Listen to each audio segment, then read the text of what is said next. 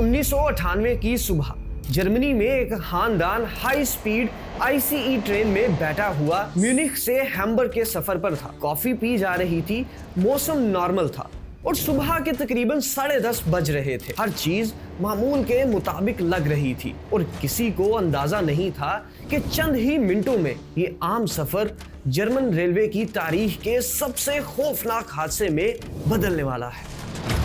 12 minute बाद अचानक इनके पांव के नीचे से स्टील का एक तेज धार टुकड़ा ट्रेन के फर्श को चीरता हुआ बाहर आ गया और अगर ये टुकड़ा जरा सा भी दाएं या बाएं होता तो शायद इस खानदान में कोई भी जिंदा ना बचता। ये सिर्फ एक इत्तेफाकी खराबी नहीं थी बल्कि एक बड़े सिस्टम फेलियर की शुरुआत थी जो बरसों से खामोशी से पनप रहा था।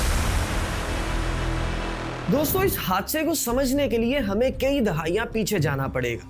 जब 1950 की दहाई के आखिर में जापान ने शिंकानसेन यानी बुलेट ट्रेन मुतारफ करवा कर पूरी दुनिया को हैरान कर दिया था, क्योंकि पहली बार शहरों के दरमियान सफर घंटों के बजाय मिनटों में तय होने लगा था और यही मॉडल बाद में फ्रांस, इटली और जर्मनी जैसे ममालिक ने अपनाया। जहां जर्मनी ने आईसीई यानी इंटरसिटी एक्सप्रेस से नाम से अपना हाई स्पीड ट्रेन नेटवर्क शुरू किया, जो जदीद एरोडायनामिक डिजाइन, कंप्यूटराइज्ड सिस्टम्स और इंतहाई आरामदेह सफर की वजह से मुस्तकबिल की ट्रांसपोर्ट समझा जाने लगा था। इब्तदा में आईसीई ट्रेनों में मोनोब्लॉक पहिए इस्तेमाल किए गए थे जो एक ही ठोस स्टील के टुकड़े से बने होते थे। मजबूत भी थे और महफूज भी। लेकिन कुछ साल बाद मुसाफिरों ने शिकायत करना शुरू की कि तेज रफ्तार पर ट्रेन में गैर मामूली वाइब्रेशन महसूस होती है। बुफे कार में रखे गिलास और बर्तन हिलने लगते हैं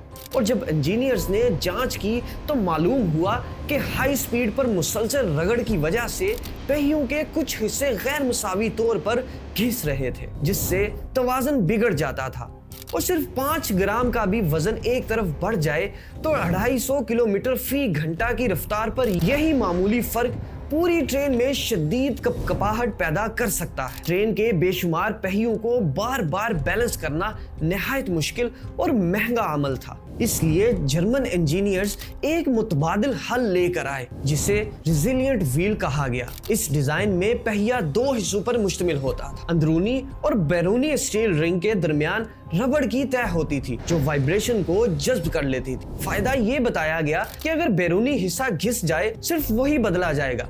लेकिन मसला ये था कि ये डिजाइन उस वक्त जर्मनी की ट्रामों में इस्तेमाल हो रहा था जो सिर्फ 30 किलोमीटर फी घंटा की रफ्तार से चलती थी, जबकि आईसीई ट्रेनें 8 गुना ज्यादा रफ्तार पर दौड़ती थी। मगर इस बुनियादी फर्क को संजीदगी से नहीं लिया गया और बगैर मुकम्मल टेस्टिंग के 1992 में ये पहिए तमाम हाई स्पीड ट्रेनों में लगा दिए गए। कुछ साल तक सब कुछ ठीक चलता रहा, लेकिन 1997 में हैनवर की ट्राम कंपनी USTRA ने ये खतरनाक इंकशाफ किया कि इनके रेजिलिएंट पहियों में बारीक दरारें बन रही हैं। उन्होंने ये warning German national railway Dutch ban को भी दी, मगर ट्रेनों में उस वक्त कोई वाज़िया वाइब्रेशन महसूस नहीं हो रही थी, इसलिए इस इंतबाह को संजीदगी से नहीं लिया गया।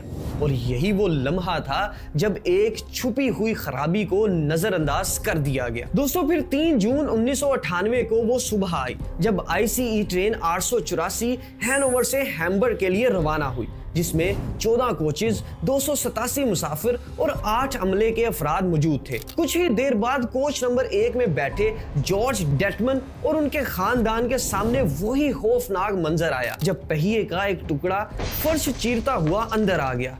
जॉर्ज ने फौरन कंडक्टर को इतला दी, लेकिन कंपनी पॉलिसी के मुताबिक कंडक्टर खुद मसला देखे बगैर ट्रेन नहीं रोक सकता था और जब तक वो पहली कोच तक पहुंचे ट्रेन एक ऐसे खतरनाक सेक्शन में दाखिल हो चुकी थी जहां पटरियां तब्दील हो रही थी। टूटा हुआ पहिया ट्रैक के स्विच से टकराया, स्विच बदल गया और ट्रेन के अगले और पिछले हिस्से अलग अलग पटरियों पर चले गए, जिससे ट्रेन का जिस्म मुड़ गया और तीसरी कोच सीधी एक कंक्रीट पुल के सतून से टकरा गई। इस जोरदार टक्कर ने पुल का आधा हिस्सा गिरा दिया और पीछे आने वाली कोचेस एक दूसरे में घुसती चली गई।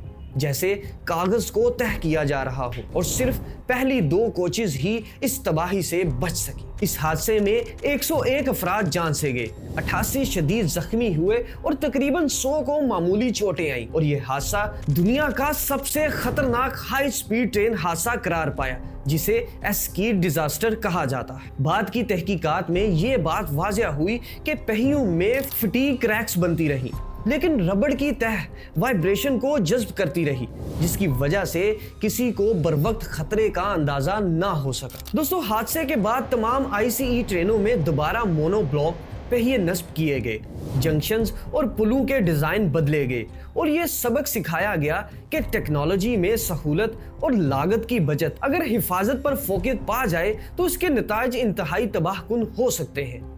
इसलिए आज भी जर्मनी के रेलवे ट्रेनिंग सेंटर्स में इस हादसे को एक मिसाल के तौर पर पढ़ाया जाता है, ताकि आइंदा ऐसी गलती दोबारा ना दोहराई जाए। सब्सक्राइब।